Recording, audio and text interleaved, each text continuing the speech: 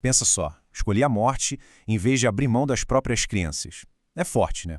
Hoje a gente vai fundo em O Livro dos Mártires, uma fonte histórica que nos conta histórias de fé e perseguição lá nos Países Baixos, durante uma época de conflito religioso, assim, extremo. E a fonte já nos joga direto no meio do furacão. Nos Países Baixos, as novas ideias protestantes estavam se espalhando com muita força. E claro, a reação das autoridades veio na mesma intensidade. O que veio depois foi uma onda de perseguição brutal que, como a gente vai ver, deixou um rastro de mortes e também de histórias incríveis de resistência. Então, como é que tudo isso começou? Nesta primeira parte, a gente vai detalhar o início dessa perseguição, olhando para as primeiras pessoas que se tornaram verdadeiros símbolos de resistência. Mas antes de seguir, a gente precisa alinhar um conceito que é chave para tudo isso aqui. Nesse livro, a palavra mártir tem um peso diferente. Não é só sobre ser uma vítima, sabe? É sobre alguém que, de forma consciente, escolhe a morte em vez de negar a própria fé. É importante ter isso bem claro, porque essa escolha é o que define cada uma das histórias que vamos explorar. A história de verdade ganha vida nos relatos pessoais. Agora, a gente vai conhecer as pessoas por trás dos números, começando com testemunhos individuais de uma coragem assim, diante do impossível. A primeira pessoa que a gente conhece é Wender Lenuta, uma viúva muito devota cujo único crime era a sua fé. O livro conta que na prisão tentaram de tudo mesmo para fazê-la abandonar suas crenças, mas ela se manteve firme. E olha, essa citação aqui resume tudo. Uma amiga implorou para ela simplesmente fingir, sabe, esconder a fé para sobreviver. Mas a resposta de Wender Lenuta é de uma força. Para ela, acreditar no coração e confessar com a boca eram coisas inseparáveis. Salvar a vida não valia a pena se o preço fosse silenciar sua verdade. E essa coragem não falhou nem no final. Na hora da execução, ela se recusou a fazer um último gesto simbólico, se mantendo leal à sua fé. O livro ainda registra um detalhe bem sombrio. Como um suposto ato de misericórdia, ela foi estrangulada antes do fogo ser aceso. A convicção da Wender Lenuta era algo inabalável. E o mesmo vale para Giles Tilleman. A fonte descreve ele não só pela fé, mas pela sua incrível humanidade. Um traço de caráter que o levaria a uma decisão surpreendente. E aqui a gente vê essa humanidade em ação. O Tilleman teve uma chance clara de escapar da prisão, mas ele não foi. E o motivo? Ele não queria que os próprios guardas fossem punidos pela fuga dele. É uma demonstração de integridade que é quase inacreditável, né? A fonte faz questão de registrar isso. A calma dele se manteve até o último segundo. Ao ver a pira, ele chegou a sugerir, com um pragmatismo sombrio, que a madeira extra fosse dada aos pobres. Ele se recusou a ser estrangulado, escolhendo encarar as chamas diretamente. O livro diz que a tranquilidade dele deixou a multidão perplexa. Essas histórias individuais são impressionantes, mas e quando essa coragem é compartilhada? Em 1568, o livro nos apresenta 3 homens que foram presos juntos, e a história deles mostra o poder da solidariedade diante da morte.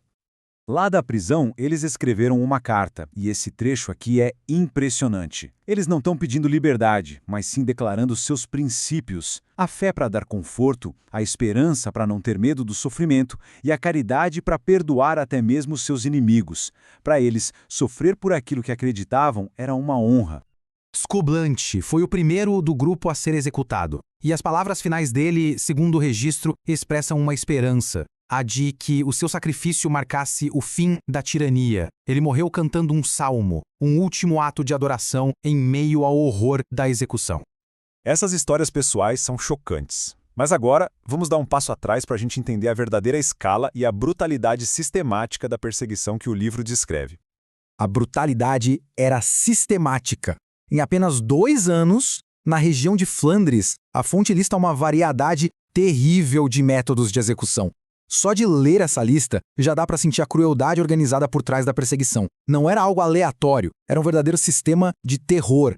E para dar uma dimensão numérica, o livro destaca um evento específico na cidade de Valência. Em um único dia, 57 dos principais habitantes da cidade foram executados por se recusarem a abandonar a fé. 57, num dia só.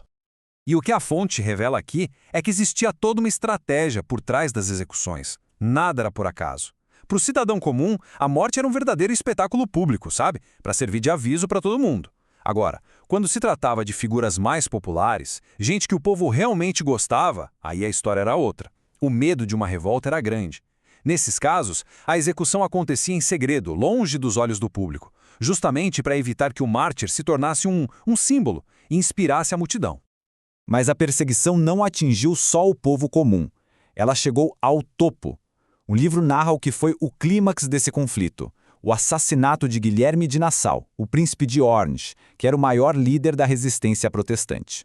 O assassinato do príncipe é narrado quase como uma tragédia em 4 atos. Primeiro, o assassino se infiltra com um pedido simples. Depois, a princesa sente que tem algo errado, sabe? Um aviso silencioso. Mas o príncipe, talvez por bondade ou descuido, ignora. Momentos depois, a armadilha se fecha e ele é morto a tiros ali no vestíbulo.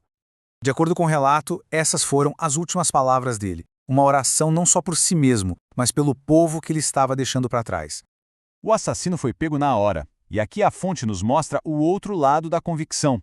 Mesmo sob tortura, ele não demonstrou nenhum arrependimento. Disse que faria tudo de novo. Um fanatismo tão intenso quanto a fé que ele queria destruir. Depois de todas essas histórias de sacrifício, o que fica? O que a gente pode tirar disso tudo? Vamos refletir um pouco sobre o tema que conecta cada uma dessas vidas. O que este livro nos mostra, no fim, é um retrato da coragem. Pessoas de todas as classes sociais, uma viúva, um artesão, um príncipe, todos unidos por uma única coisa: a recusa em abandonar suas crenças, não importa o custo. O fio que conecta todos eles é essa convicção de aço. E tudo isso, no fim das contas, nos deixa com uma pergunta, que vai muito além da história ou da religião. É uma pergunta sobre a gente, sobre a natureza humana, né? O que faz uma ideia ter tanto poder, mas tanto poder a ponto de alguém estar disposto a sacrificar a própria vida por ela? Fica aí a reflexão.